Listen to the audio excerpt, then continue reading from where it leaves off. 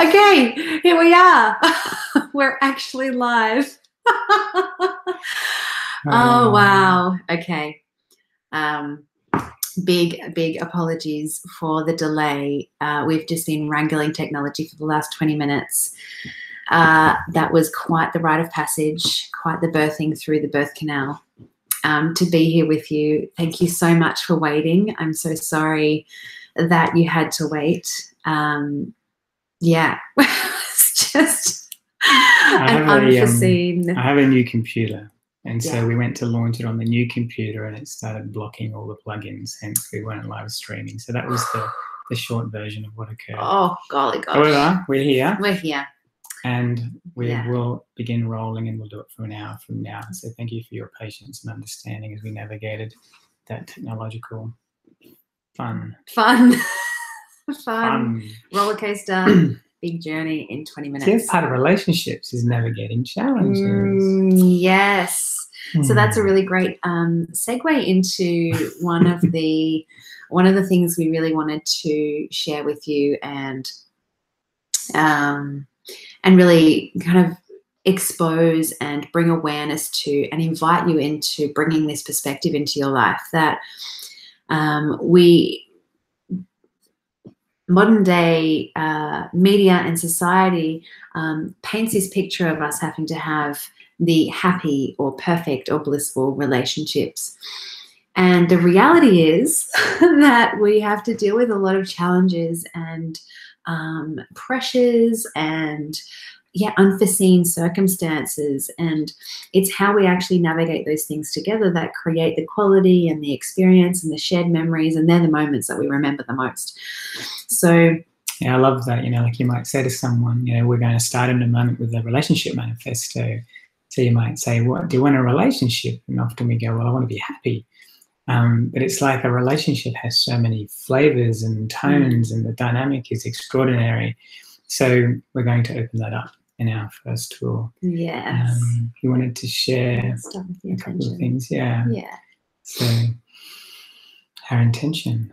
Yeah. So we were really inspired to create this webinar, but particularly this 4-week webinar series that we've created for you.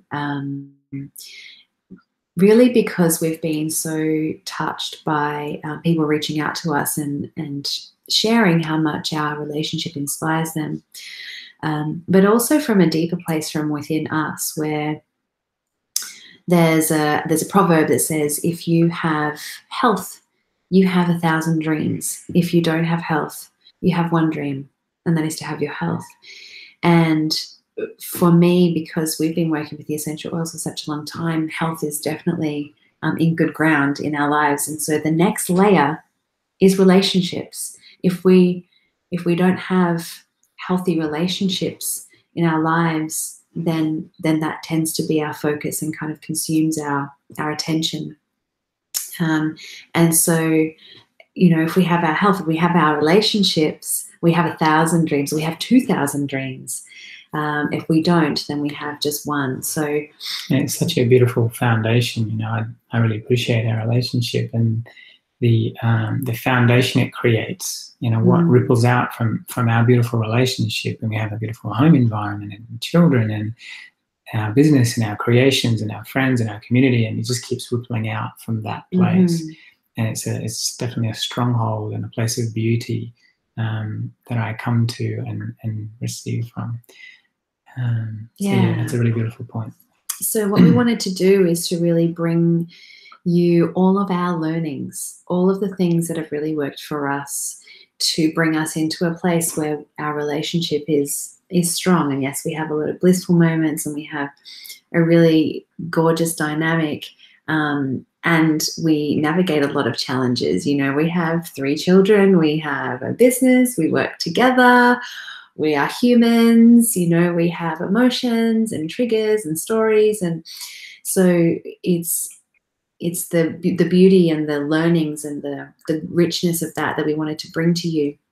And tonight we obviously want to bring you as much as we can in an hour, but we want to be really real with you that we're not going to cover everything that is required for you to have the real foundations of what it takes to really create a liberating space for your love. And so that's why we created the 4-week webinar series. There's a lot of content. I mean, we could actually do a year-long course, really. We wanted to try and make it realistic and reasonable for you to attend. So we're going to cover a lot in that 4-week webinar series. And, a lot of you may already know that it takes 28 days to recreate a habit. And so when you're recreating the way in which you relate, which is really core stuff, you need to be at it for a good chunk of time.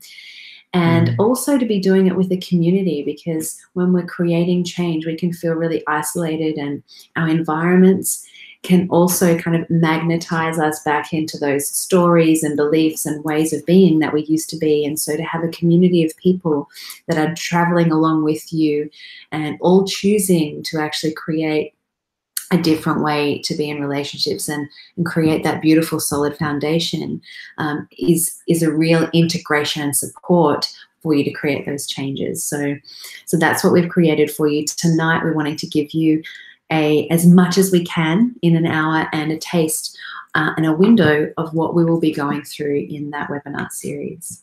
Which starts on the 18th of June. Yes, so it starts on the 18th of June. The first live webinar will be on the Wednesday of that week, so the 18th is a Monday, and that's when we kind of really start to come into the space and kick off. So yeah, we would love to have you join us and love to really share that all-encompassing and integrating all of the wisdom together throughout that whole 4 weeks. So launching into this webinar, 3 ways to deepen connection. What I'd like to use as a segue into this is what Anastasia said about bringing consciousness as a community. So one thing that I've been listening to on some audibles and things like that, some audios, is that often there's a lot of stuff that happens behind the scenes in a relationship, and in our culture, with money, with relationships, with things that are really important to us, there's a low level of visibility, and we kind of all struggle in our little bubble and trying to keep up these appearances of things all being well. And so what I love about this is we can share in an authentic space, and Anastasia's been a part of women's groups and circles and gatherings, and I've embarked upon some men's circles and gatherings, and what's really beautiful in those spaces is we bring visibility, we bring consciousness to what's occurring for each other, and we go, oh wow, like I thought I was the only one experiencing that, but you're experiencing that as well. And there's this beautiful thing that happens in that space, and that's part of our vision for couples, is to be able to start sharing in this sacred space of non-judgment and bringing that visibility in, so you don't feel so solo. Yeah, and I also want to add that it's for the singles as well. It's not just for people who are in relationship, but those who are seeking a beloved, but also, this relates to the relationships in all areas of your life. So this is not just for intimate relationships. However, it's really, this is where we do a lot of our soul work. As humans, these are the potent relationships. And who's not in relationship? So you're in relationship with yourself. You're in relationship with what is. You're in relationship with people, animals, the world. Yeah. So our first tool, if we can launch into that, is the relationship manifesto. Yeah. So we've got a principle here we want to work with and introduce. And the way we tend to believe it is that whatever we introduce, you feel into it, and you sort of take it in and sort of taste it, if you like, and then see if it resonates with you, and only bring it in if it resonates with you, if it rings true for you. So these are just ideas and reflections. Can I just add to that just quickly? Yeah, I want to reiterate that this beautiful body of teaching that we're studying as well. They say, bring it in, try it, and if it goes calm for you, then keep it, and if it doesn't, just discard it. But just open yourself up to what we're saying, and just see and have an open mind. So we ask you just to open your mind and empty your mind out, and just be open to what we're presenting. You don't have to believe it. Actually, we'd rather you didn't believe it. We'd rather you just try it and see if it grows calm for you in your life. Yeah. So launching into what you can call my relationship manifesto. So the primary principle here is that each of us is responsible for being clear on our unique relationship desired outcomes. So what do I want from a relationship? That's my responsibility to be clear on that. And we've got in brackets here, and choices. So there's one thing to desire something, and there's another thing to choose that. So what am I desiring and what am I choosing in relationship or in this relationship? And then we're also responsible, each of us, for communicating these clearly to whoever we enter a relationship with. So that's a very powerful principle. Yes. And it's like, you know, the process of when you create a vision board for your life, you're like, wow, okay, I hadn't actually asked myself, what do I want in the next year or 2 years, or what do I want in that area of my life? So actually asking yourself, what is it that you're actually seeking in a relationship? I know in the early days, I certainly didn't do that. I know when I met Zach, I was really clear that I wanted more children. And so that was really clear on my manifesto. I wanted a partner that I could, you know, build a family with. And so that was very upfront, wasn't it? So that was the first time in my life I'd ever actually come forward with what I wanted, what I truly desired. So that was good timing. Yeah. But it was very empowering, and also really directed a clear conversation. You know, I got to find out, did he actually want any children? And then we got to navigate that that arena of our lives right up front. It was really empowering. And I find that incredibly refreshing and freeing in a relationship to be clear on what Anastasia is wanting.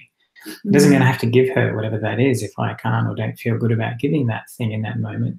But if I'm clear on what that is, I find that very empowering in a relationship. So the second principle is each couple or relationship pair, so we could be talking about a mother and a daughter or two friends, you know, we're in that different areas of relationship, is responsible for communicating heart to heart. So there's a responsibility if you're in a relationship with someone to have a level of heart to heart communication or honest communication. We've got open mind to open mind communication, which can be challenging, but that ability to come out of filters and perception and try and get really clear and open about what it is we're discussing, to clarify, discuss and communicate what each is desiring in a relationship. So there's that, get clear on what you want first, and Anastasia gets clear on what she wants, and then we meet heart to heart with open minds and we discuss what that looks like and we communicate that as clearly to each other as we can. Yeah. And then saying, oh, so what I'm hearing is... Yeah, that's a great tool. Yeah. Do you want to just quickly touch on that tool? It's really powerful. So, and it's amusing at times. But it really highlights that we have our own filters, you know, even at the best of times, we're hearing through our own experience and perception. So if Zach says to me something about how he's feeling or what he's wanting, then what can support me and support him in that communication is I can say, so what I'm hearing, Zach, is that what you're saying is that you want to go to New Zealand to go on a trek for about a week into the mountains, and you'd like to do that sometime this year. Is that what I'm hearing? And what we experienced in that space is sometimes I say, no, that's not what I said at all, or vice versa. And it's a great tool for turning on the listening in a relationship, as opposed to kind of assuming and jumping ahead and trying to fix things and trying to jump in. It's like, hang on, what I'm hearing from you, Anastasia, is that when I say the following and I don't act with sensitivity, then you feel shut down and da-da-da-da. And it's a really good way to clarify what that is. So yeah, thank you for touching on that. That's a great tool. So question 1. So now it's time to do the journaling. What do I want so we can either say in a relationship, if we're manifesting one, or in this relationship, if we're being specific. What do I want? And so obviously that can be a bit of a confronting question. And so what we've done is we've brought in some assistance. But please write that question down, and all this text that we're putting in here, we'll load it onto the Alive.love page so that you guys have a copy of it. So what do I want in this relationship? So Anastasia and I are sharing a number of elements of things that we want in our relationship. So just to start off, connection, play, adventure, expansion, co-creation, sensuality, and magic. So these are just in our relationship manifesto, and these are things that we want in this relationship. So that's just to guide you into that space. What do I want in this relationship? Yeah, just sitting with that. Mm. And I just, in this space, I want to talk about, you know, when often we create relationships unconsciously from a place of actually filling a hole within ourselves. And this is quite a common way in which we actually come together. And when we create relationships based on this foundation, it's generally fraught with a lot of push and pull, because we are connected in a space of expectation. So it's quite common. It's, you know, dare I say, normal, but it is not how things have to be, and it doesn't mean that you have to separate for it to be different. So I wanted to just cover the 5 foundations, the 5 elements of a balanced human being. And the reason I wanted to cover this is because this is what you can actually do to focus on yourself being whole and complete and balanced, so that then you're no longer asking that person to plug that hole for you, because you're feeling whole and balanced and complete. And you're then coming in co-empowerment, co-creation, companionship, right? So the 5 elements of a balanced human are happiness, health, humor, hope, and harmony. And we'll give you a little bit more about those. We're definitely going to be diving deeper into those in the webinar series, but we will definitely be sharing more of that with you on the Alive.love platform. But these, if you can be focusing on yourself, having happiness and having your health in good stead, and having a good, humorous, light outlook on life, and having hope in your heart, and having harmony within yourself, then you coming together with another is just this beautiful deliciousness of 2 beings, kind of like that helix formation, coming together and just beaming in love. Whereas if I'm coming from, I'm so broken, I need you to fix me, I'm anxious, I need someone to make me feel safe, and if we come from that place, then it's a locking, and it's quite, it's a lot more dense. And how does that feel on the other side of that? So you're feeling like no matter what I do, I can't make her happy. And no matter what I do, I can't fill that hole that only she can fill, and vice versa. And so it's not a wonderful place to be at all when you're a partner with each other. And I've just written down here that integral to our relationship is that we each want the other to be in the most expansive state, or to be the most expansive version of themselves, and enjoy those elements that Anastasia just ran through. So when I see Anastasia, you know, happy, healthy, in humor, with hope and trust and in harmony, it's such a beautiful thing to see your partner in that state. And then from that place, we can really say, hey, what do we want to create here together? And there's more likelihood that we'll create that together. But if we're out of balance all the time and we're fighting just for those basic kind of needs as a human, how can we build upon our relationship manifesto when we're not even healthy, or when we're not even, you know, we're not having a sense of humor anymore, and we're getting all sort of serious and dense? So I think that's a beautiful platform. Yeah. So if we can... And I just wanted to add to that, you know, just simply, if you see the purpose of a relationship, you know, you have your 5 elements to be balancing, and then what you get to do is to support someone else in having that, you know, and being in their most expanded version of themselves. It's not, you're not responsible for it.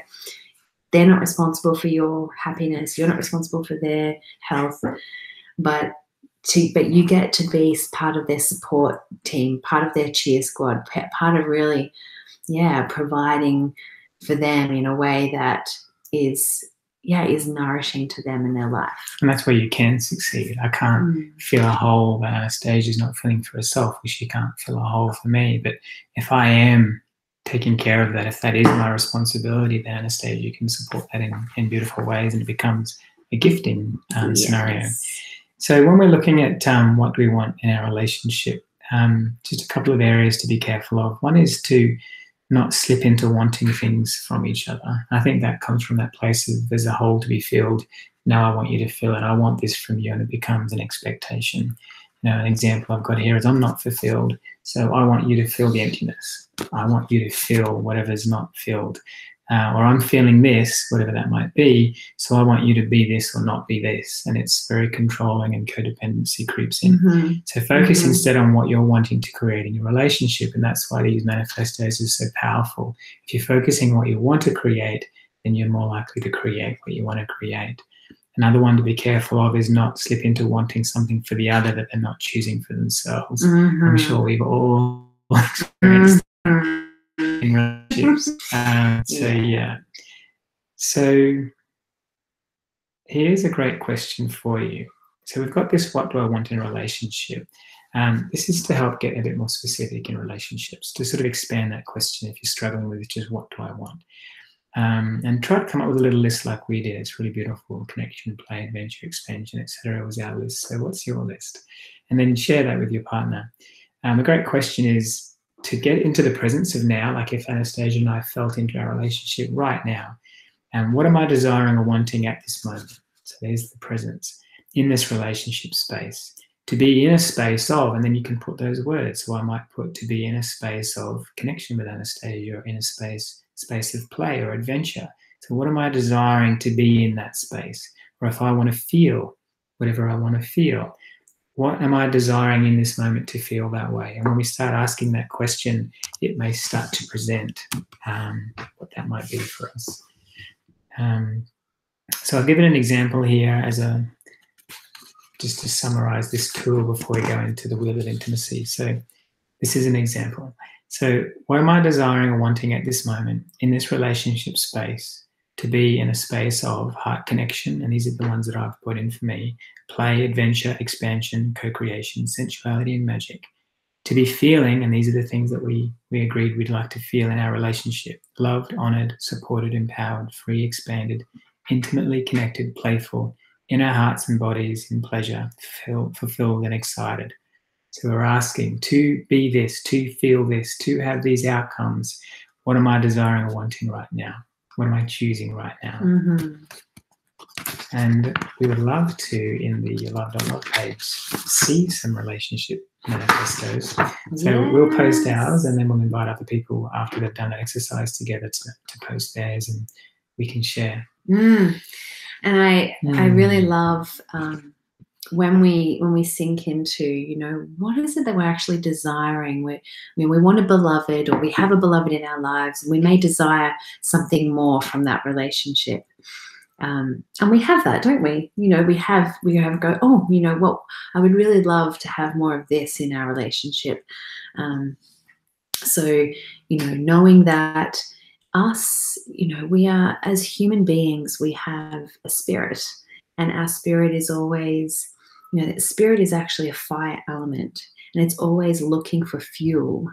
So to be wanting more, to be moving towards the unknown, or the more, or the what isn't here, is a normal, natural human element and human experience. It doesn't mean that your current relationship is lacking or is wrong or is any of those things. It's just that there's more terrain that the spirit wants to explore. And so when we're in that place in wanting something else, and when we're coming up with this manifesto of all these things that we're actually calling in, are we pinning all of those things on one person? Are we wanting that entire manifesto to be manifested in just one person, in one space? It's a lot of pressure. And it's something that we can fall into the trap of. And Hollywood have done a really good job of making us feel like, well, yeah, like Prince Charming or that wonderful princess, yeah, they provide everything for me. They give me all of my needs. They're just Mr. Perfect, and Miss Perfect. And in reality, we are such diverse human beings, and we have these, you know, beautiful, rich,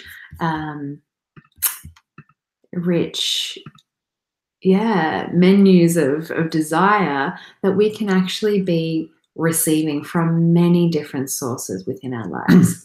So with that, I would love to introduce our tool, which is the Wheel of Intimacy that we created for you. Now we're going to share a screen. So I'll give a bit of a prelude to this while you're navigating the screen share function. So there's this idea that if we can get to know ourselves better, we can become clearer on what it is that fills our cup, what it is that meets our intimacy needs. We can be clearer when we're talking to our partner about what some of those intimacy needs are that our partner has the potential to fulfill. And we can begin choosing experiences for ourselves that fill those needs. And I think when I grew up, even feeling into it, you know, the word intimacy was related to sort of, it seemed to be all about sexuality and a couple. But intimacy is much more expanded than that, and this is the context that we're presenting this tool within. So we've actually presented this tool. It's sharing now. You can go to full screen with that document if you like to make it bigger. So we've put it together in a particular way, in a wheel, to help sort of refine, you know, where do these intimacy needs come from? What's their nature? So it's up on there, yeah? Do you need to expand it at all? Okay. Okay. So we're going to start in the south. On a wheel, you can start wherever you like. So the first one we're looking at there, Yeah. so the south is the water element. So it's to do with the heart and it's to do with emotion. So that already starts to give you a guide as to what level of intimacy or areas of intimacy we're talking about. So in the south, some of the expressions or the forms of self-expression are trust and innocence. And so we've got friendship, emotional, and appreciation of beauty. So we're going to go into a lot of this more deeply in the webinar series, but I'm just going to touch on them briefly in this tool so you guys can use it now.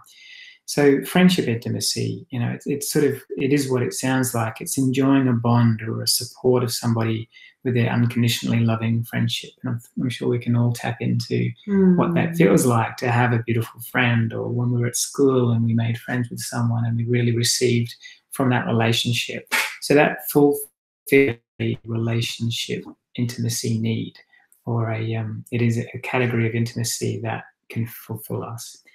Yeah, for me to just touch on each one of them. So then, and you'll see how these are related, because emotional intimacy is tuning into and expressing and sharing each other's feelings. And often that happens in a friendship sort of relationship, doesn't it? We talk to our friends about that, more typically perhaps women than men, but we're getting there. We men are getting there. And then another one, this is one that's really important to me, is appreciation of beauty intimacy. So whether that's just me alone, pondering and immersed in beauty or music or nature, being moved by the beauty of life, or whether I'm sharing that with someone. Like my father and I, one of our most favorite ways to spend time together is we go off into nature and we start photographing together. We've got this love of photographing nature. And so we enjoy this beauty intimacy together. And it's a really beautiful way for us to bond in our relationship. So that's the south. Yeah, you go to the west. So here in the West is the earth element, and it's about the body. And so this is very much about our physical intimacy. So our intimacy with our physical body, our self-care is definitely very much about our physical intimacy. And so being physical in and moving and expressing our physical body, either alone or with others. So this could be dancing, it could be exercises, self-care. Yeah. I just want to touch on that physical intimacy, just so that there's no misconceptions. You know, physical intimacy could involve touch, like hugging or wrestling or whatever, But it also could simply be, you know, the feeling if I like working with movement sessions with people, and sometimes people are just not in their bodies or they can't feel their body. But when you begin to feel your own body and the sinew and the muscle and the warmth and the energy and the touch, just being in your own body can feel quite intimate. It can be quite a beautiful, sensual experience. And so physical intimacy is yeah, it's like that feeling of being in your body. Yeah, and that's why people love sport and physical exercise so much too. Thank you. I just wanted to touch on that. So you've got self-care. Yeah, so self-care, you know, being intimate, loving, caring, nurturing to our own physical self. And, you know, we advocate that very highly. And having a self-care routine is something that we can share more on our, you'll see more on our page as well. And then there's vulnerable intimacy. And this is about being able to be vulnerable and open, to be able to heal and to just be, you know, just to be able to expose our rawness. And, you know, it's something that is really quite a core need to be heard, to be heard deeply by another. Yeah. And vulnerability could also exist in the emotional realm in the South. You could become vulnerable in a conversation with someone about how you're feeling. The reason we're putting it here in this direction in the West is because it's also relating to the physical. So when you have a massage or a healing session, for example, we tend to let go of all the layers and the guarding, and we open and we let energy flow, and we're vulnerable physically in that moment as we're receiving the healing. So that's why we're putting it there in the West with the physical. So then moving to the north here, this is the earth, the wind element actually, it's the mind. Some of the self-expression here is wisdom or alignment or harmony or balance or meditation or contemplation.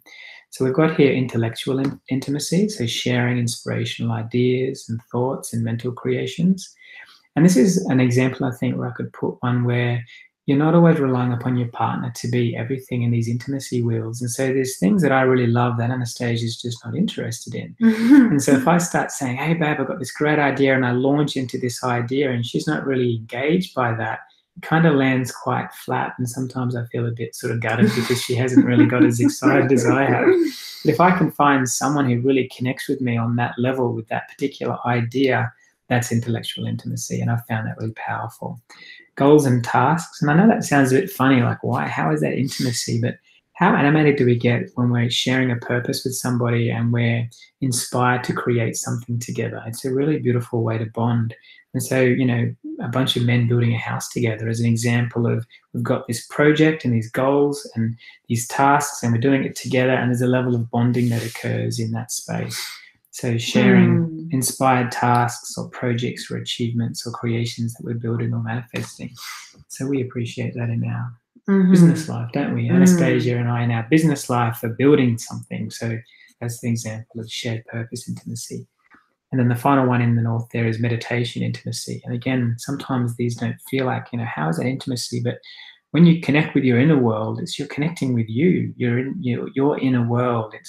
It's sort of there's no particular form. It's the magic or the mystery within. And so we can connect with that. And there's a form of, I guess, spiritual intimacy there where we're connecting with that in the silence and in the peace of meditation or contemplation. Beautiful. So take us to the east. Yeah. So in the east is the fire, is the spirit. And that's what I was talking about. You know, our spirit is that fire element. And here is the play and the spiritual, you know, that really, you know, that inspiration filled, you know, that spark of creation, that sensuality. You know, the playing intimacy is really about that inner child having fun and being at play and being in joy and being light about it and having that thrill and, you know, having no fear, you know, just going for it. I really love, you know, with my children, our children, the young ones particularly, are just in like this crazy, joyful place. And it's reawakened that within me, and I rediscovered that within myself again. And so that's an example of where I've found that play intimacy with my children. Yes. Spiritual intimacy is really about delving into the heart field and into the truth and the nature of your spirit and your energy, and connecting with that devotional sacredness of who you are. And so you're really discovering what that is for you and how you do that in your own unique way, because it's very much about, you finding your way in a that nourishes you, it's not prescribed to you, but is actually really aligned with your spirit. And just a simple example of spiritual intimacy where it doesn't sound so inaccessible is just remembering, like, being under the stars around a campfire, and everyone looks up and goes, wow, look at those stars, and it kind of blows your mind a bit, and it's like, where do we really come from? And you have that kind of conversation. That's an example of spiritual intimacy without delving deep into philosophy or theology or religion. It can just be that. So yeah, beautiful. And then sensuality intimacy is really receiving the pleasures through our senses. So really, receiving the pleasures of life and being here in this body and having our spirit actually expressed through our body. And then we come to the center. Just on sensuality, just a couple of points there I think are important. Sensuality isn't necessarily the same as sexuality. So we're just creating a distinction here. They can coexist, but they're not the same thing. Sensuality can exist just in a personal experience on your own. Like, one example for me is the sun this time of year in the morning when I get into the sun and the sun on my skin, and that's a sensual experience that's really pleasurable. It's really enjoyable in the body. And then it can be involving another where you're using touch and senses to enjoy that aspect. So yeah. Beautiful. Into the center. And then the center is the creative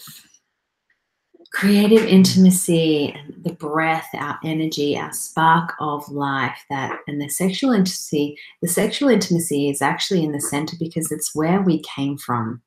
It is what actually sparked our core energy. So it's engaging in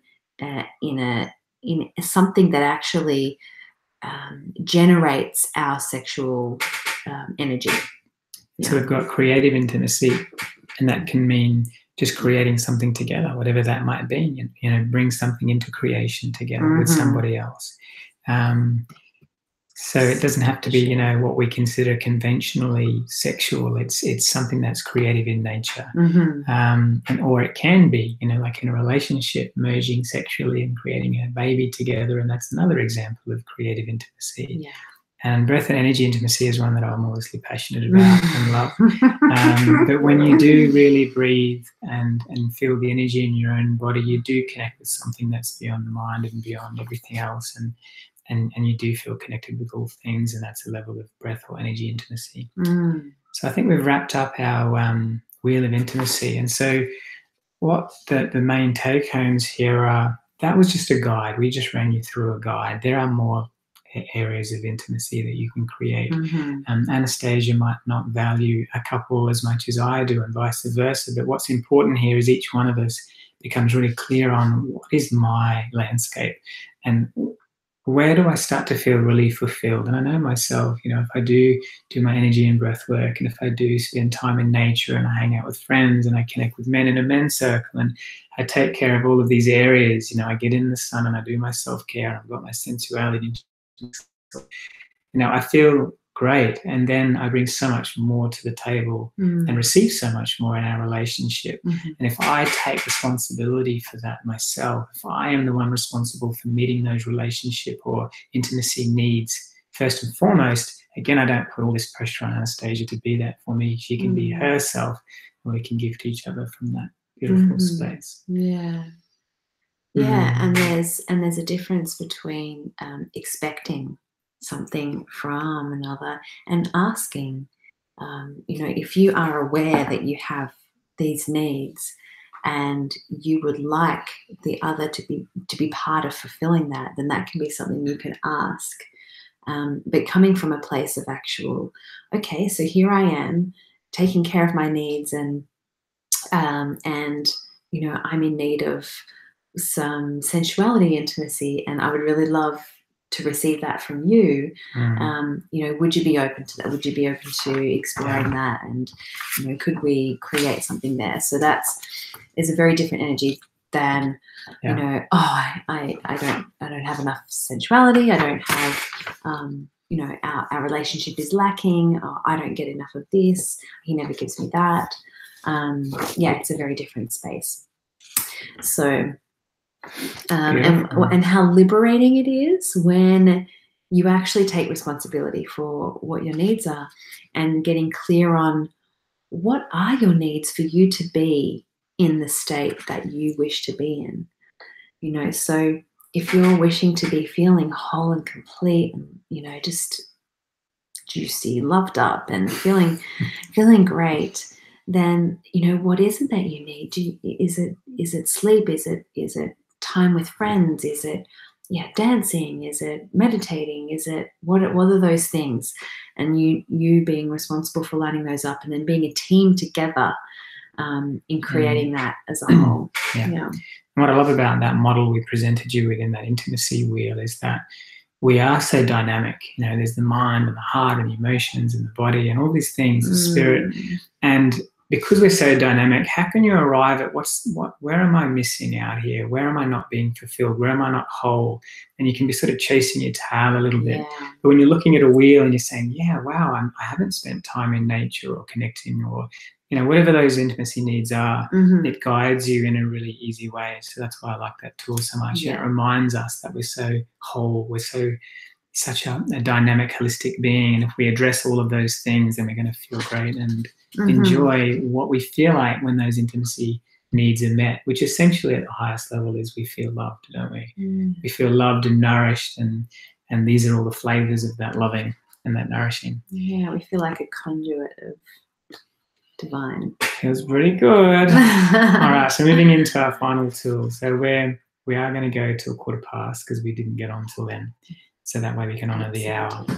Okay, so reconnecting with heart communication. We've got a little one coming. We've got someone to do it right now. Simi has an intimacy need right now, usually in the form of a mother cuddle. Aren't they the best? Intimacy, hugs. So while Anastasia takes care of the little ones, I'll run you through this reconnecting with the heart communication. So the reason we wanted to bring this tool in is because what happens when things start to wobble? You know, what happens when 1 minute you're in that beautiful love bubble and then all of a sudden something gets triggered, right? So that doesn't happen to anyone, right? So I've written out a scenario here. So one or both in the relationship go into a triggered, usually emotional reaction. We had this morning. And see themselves. So we're talking about if I'm having the trigger, I see myself, the other in the relationship in this example, and the whole relationship perhaps with filters of that trigger. And that might be just an example. Not loved, not honored, not heard. These are just to name a few. So what do we do in that scenario? And what we've given here is a simple tool, but it's one that works for us. I feel like any tool needs to work for you, for it to be of value. So here we go. So the first thing we're asking is what happens in that space when one or both are triggered? What's actually happening? So without going into it in great depth, because we could do it for a long time, one or both of us has come out of being or feeling grounded, connected, safe, supported, loved. You know, they're the main ones and there are others. So we're no longer feeling that in that moment. And so we have used other communication tools which have been very valuable to us, where we've, in that moment of trigger, sought to apply them. Let's apply this tool and fix this trigger. But what tends to happen is because we're in the trigger, because it's acute, it just muddies the space. It just fires and does loops, and even the trigger even the tool we're trying to apply gets taken over by the trigger. So we found this to be a really powerful tool. And just to expand upon what Zach was saying about what's happening in the trigger is that we've actually changed our vibrational state. Good point, thank you. So we've changed our vibrational state, and it's usually dropped into a more reactive response kind of, and then we start actually having all of the times in our life come and collapse into the moment. They come and collapse into the moment of when we've actually been triggered by that same emotional way. And so we've then got our partner dealing with all of those times that this has happened. And it colors and muddies the way in which the filter in which we're seeing and hearing and experiencing and feeling what our partner's saying, what we're saying, what's happened. And so, yeah, in those moments, like verbal tools we've found have been, occasionally we can pull through, but it hasn't been effective. So what we wanted to give you is something that we actually use, and we used it today. So that's embodiment. It's relevant. That's relevance. And we're laughing about these triggers, but even, for us, they're not fun. Like when they happen, they're just not fun. No. So here's to having more fun. So this is our tool. So one or both. It depends on how deeply each are in the trigger, because often in a relationship, when one goes into a trigger, it's not long before the other one gets triggered by their trigger. Mm-hmm. But one or both express that they've been triggered. So I think that's a really awesome starting point. It's like, hey, babe, I'm just feeling a big trigger come up here. Maybe I'll say what it's about, around shame or around judgment or something. And I feel like I just need a bit of breathing space. I require a moment to connect in with myself here, because I feel like if I continue this conversation, we're going to continue to spiral down. I'm likely to project upon you, and this isn't working for me right now, this dynamic. Mm-hmm. And this is great for parenting, by the way. This is a great parenting tool. So even we say this to our children, hey, right, okay, Dad just he's feeling a bit overwhelmed. He just needs to go into the bathroom and have a shower. I'll come back in 5 minutes. And so that's me communicating that I've got a trigger. Mm-hmm. So then what we love to do is then we create an intention to give each other the time required. If it was only like a few minutes on the beach this morning. So each of us can connect within ourselves and shift the energy first. So I'm going to go away and do a few stretches over here. And Anastasia is going to sit down on the beach and do some breathing. And whatever's working for her and I, we do that. And I think what's great about that is we're employing the tool that works for us, which means we've got to find those tools, because the tools that work for me might be different than the ones that work for Anastasia. Absolutely. So there's that responsibility. That's my tool. I've got to connect in with me. So is it an oil? Is it a breathing thing? Is it a physical stretchy thing? Going for a surf, punching a punching bag. Yeah, physical. Like what is your tool that will shift you out of that spiral and bring you back up? So the intention we're saying to each other is we're going to give ourselves some time to shift energy. So that means we don't go away rah, rah, rah, rah, rah, and keep proliferating the vibration. The intention is I'm going to address this when I walk away. And we're going to come back and reconnect with the intention of communicating heart-to-heart, because heart-to-heart communication is the salve for what happened when the trigger happened and we became disconnected. Separation, connection, separation, connection. So while apart from each other, each person breathes or does their tool to help connect with themselves. And here's a question we can ask ourselves in that moment. And this comes back to our relationship manifesto. So each of these tools we're giving you tonight tie in to each other. So what do I need or desire at this moment to bring me back into connection with my power, with my heart? It's a really good question. What do I need or desire at this moment to bring me back in connection with my power and my heart? And just be careful of the answer being, well, I need him to do this. Or I need her to do that. Or if only she did this. And then remind yourself of your relationship manifesto. So, we had our list. It might be back a couple of pages. We had our list somewhere of connection, expansion, I know what they are. Loving presence, adventure. So reminding myself, okay, that's what I want to create with Anastasia today. And it shifts us out of, oh, this is happening, into this is what I really want today. This is what I really want to create here. Okay, so we've asked that question. We've connected back into our manifesto. And then upon reconnection, we turn to some identified love languages. So they're well documented what the different love languages are. We can put the link in this video. We'll put the link in. Yeah. I've just got to say them real quick. Okay. Words of affirmation, quality time, What is that for you, by the way? Receiving gifts, acts of service, and physical touch. So they're just 5, and I'm sure there are more. But if we get clear on that, if Anastasia knows that physical touch works for me, when we reconnect with each other, she might do this before any words come out at all. And it just brings me back into my skin, come out of my mind, come out of my trigger, and I can feel that she loves me. Yeah, it's very powerful. So what are our love languages in that moment? Applying those, and what that does is it fires up the heart field. The heart field is where the juice is. The field of the trigger is elsewhere. It's emotional, it's mental, but bringing us back into our heart field is where we want to be present with each other with the intention and the love being dominant in the space. We want the love, the connection to be dominant, not the trigger. So then we restate the intention. So we might say, not the exact words, but it might be, hey, we said we're going to work together with intimacy today. We really wanted to enjoy this time together. Let's create that together. Mm-hmm. So restate the intention to be clear and re-communicate what we're both wanting to create in this space. Yeah. So then express to each other what it is we feel we need to remain in connection and to create these desired outcomes or the desired state. So the relationship space we want to have, what do we need? And so let's give a couple of examples from this morning because it'll land this example.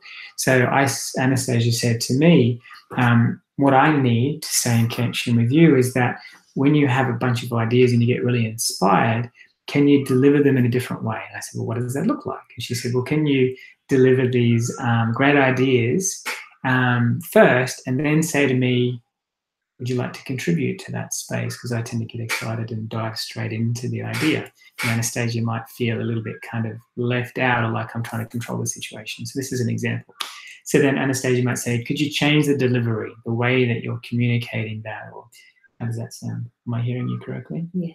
Or would you be open to? Yeah, so would you be open to this? And I might go, well, yeah. And then I said to her, actually, in order to give you that, what would really help me is when I come up with an idea and I say, what do you think? I get a response either straight away or you say, babe, I'm just going to feel into what you just suggested because I might think, is she even listening to me? Does she know what I'm saying? So we bounce a few ideas. We get to that space where it's like, yeah, we can do this. Yeah, if you give me that and I give you this, we can be in that loving space together.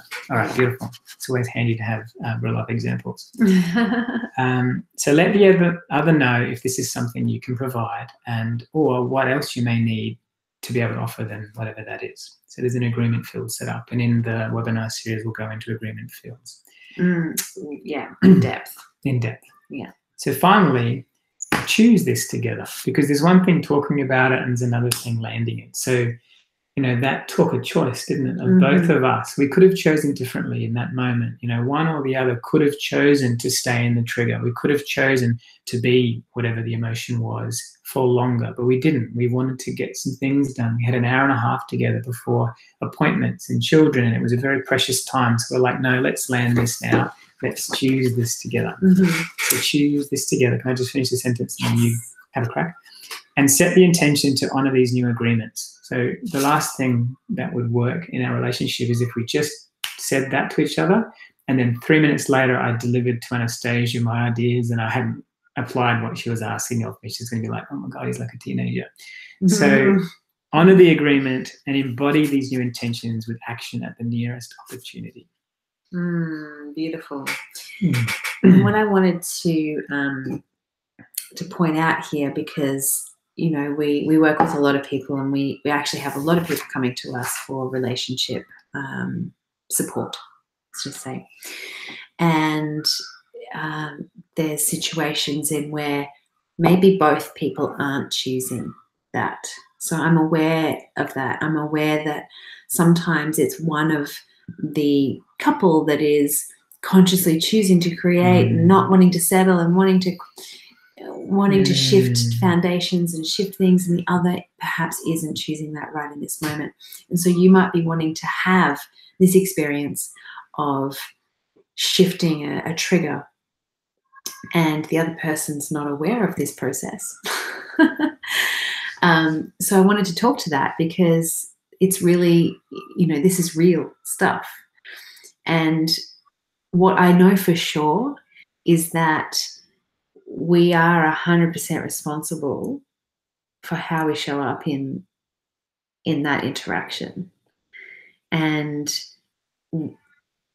we can provide everything for our experience of and how we actually, what we bring to that interaction, and what the other receives and how they respond and how they, whether they move out of their trigger or not, is not about you and it is not dependent upon you. However,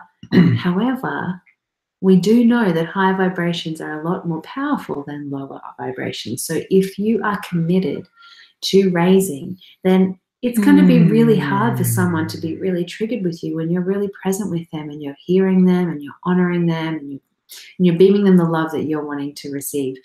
So just know that the more that you are in that space and choosing that for yourself, even if the other isn't choosing it, you're honoring yourself, and it will change the foundations of the relationship for sure.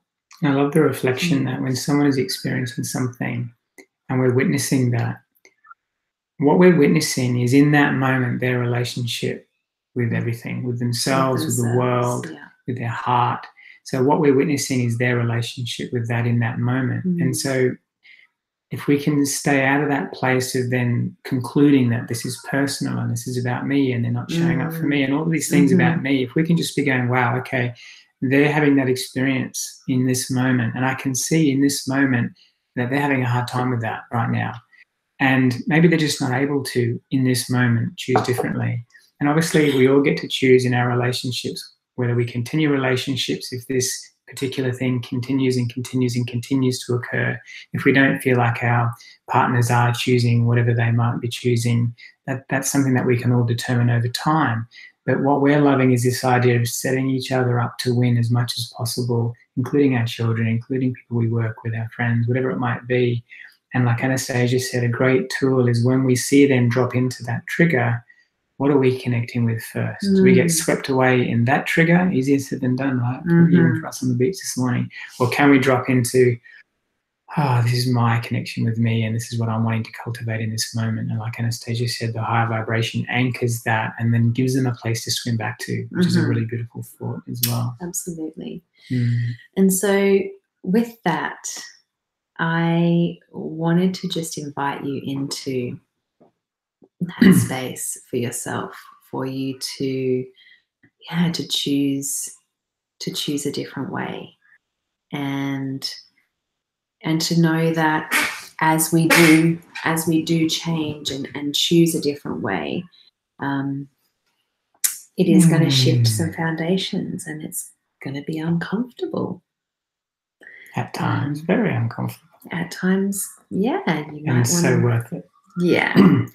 But the rewards of being able to and taking full responsibility for how you're being and showing up in that relationship with yourself, with another, is so liberating. And that's why we chose the term liberating love, because, you know, to be in love, in a loving union with another, where you're fully liberating yourself and you're fully liberating them, is just the most divine nectar of life, isn't it? Yeah. Hence liberating love. It's like the love itself liberates us. It's not like we have to liberate each other or even liberate ourselves. The love liberates. So if our intention is to be in that love, to be a vehicle for it, a conduit of it, to be loved, to be loving, it's the transformational agent, if you like, for everything. And so that's what the focus of these tools are, and the focus of Liberating Love webinar series is to spend a whole month dedicated. And how powerful, how potent is a relationship, is your primary relationship. It's the foundation for everything in our lives. And so spending a whole month just bringing consciousness to it and love to it is a really beautiful ritual. Absolutely. And so we'll be doing live webinars but there will be exercises and there'll be integration. There'll be things that we're doing and participating and weaving into our life to actually start changing things for ourselves. And it's going to be beautiful and rich. And yeah, it's going to just give you that space of immersion that is required. And, you know, just the potentiality of our relationships is so powerful. You know, the purpose of relationships is this ability to have this potent mirror and this expansion of who you are. You know, like by coming up against those triggers, you get to liberate yourself from those triggers. You get to create a new way of responding. You know, you get to heal.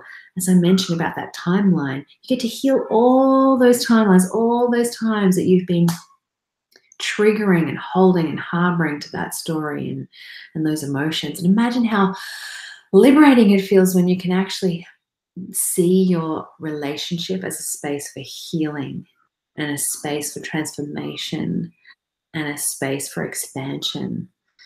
So that's what we see for you and for and yeah, the possibilities that we can create when we allow that magnificent potentiality of a relationship to be. So, and the ripple effect of that, you know, people in relationships like the one we're talking about, treating each other the way that we will be treating each other from that place, rippling out just transforms the world. You know, the way that we treat each other on this planet could do with some significant improvement. And for us, this is the foundational keystone for that to occur. Absolutely. You know, this is for all generations, you know, coming and past, present, and future. We're healing so much. You know, I created the healer in the home as a way of bringing that core nurturing space holder to be empowered and inspired and feeling equipped with all the tools to be able to care and love for the family. And this is just as important. You know, you know, the two people at the helm of the home or of a family, and whether it's just a couple without children, or you know, you're still part of a tribe, you're still part of a community, and you're still impacting the world in a really big way. And how much time do you spend together? Like, I'm going back to an intimate relationship here, but how much time do you spend together? And so what do you want that space to be? Like, that to me is just so core to what we're talking about. And maybe we could close with just some of the things that we have gratitude for in the space we've created together. I think that would be a really nice way to give people a real feel for what it is from a heart level we're creating in Liberating Love. So I'm... You can feel it without using words. I'm so grateful for the clear mirror that we have. I'm so grateful that we never settle for, or that our relationship is a space where we don't settle for what isn't our truest potential of love and experience. And I'm so grateful for the contrast that Zach brings to me in, you know, the stillness and the really potent awareness and consciousness and mindfulness that just marinates and refines things in my life. That's beautiful. Thank you. I'm just struggling a little bit with this level of intimacy on the screen, but I'll be fine. It's one of the things I love about Anastasia is she brings me into uncomfortable spaces for my expansion. I too really love that we are such clear mirrors for each other, and that we choose with courage and discomfort often that over everything else, over comfort, over what we call habituation. I really do appreciate that we choose that, and we are so dedicated to that. That's an hourly thing for us. It's not like every few days. We're just constantly in that space, and it is highly transformational. Mm. I really appreciate that Anastasia does never settle, even when I probably would. It's like, oh, I just want to be a little bit more habitual here, or a little bit more comfortable. Anastasia's just like, no. But what's come of that is beyond anything I ever conceived that could happen in a relationship, and the level of richness that Anastasia brings. And now we're realizing that potential. And even though I was kicking and screaming at times, I would never go back and change that and say what we're stepping into now is beyond anything I had thought possible. Just to name a few. Thank you. We thank you for being present with us on the call. Yes, and despite the technological hiccups in the beginning. So that was a beautiful being back patient now. with us. Hey, and congratulations to us for being, delivering and being calm after that craziness. After the craziness.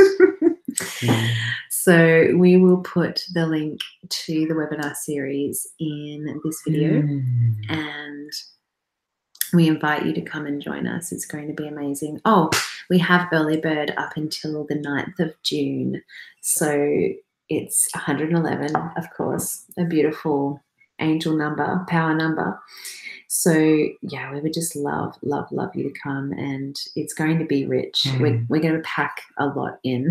It's going to be, and we're going to have two guests that have been amazing and transformational for our relationship journey. So we're actually bringing you the juice that actually really changed things for us. They're both people. Just amazing. We're super stoked that they've agreed to come on to the webinar series. Be amazing. So that's very special. We'll release that soon. Yes. And finally, when we post this video in the Alive.love page, I'd love to hear if this was valuable.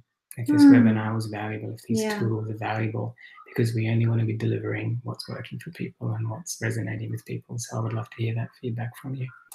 And on that note, we love you. Connection, beautiful people. Love you. Thank you.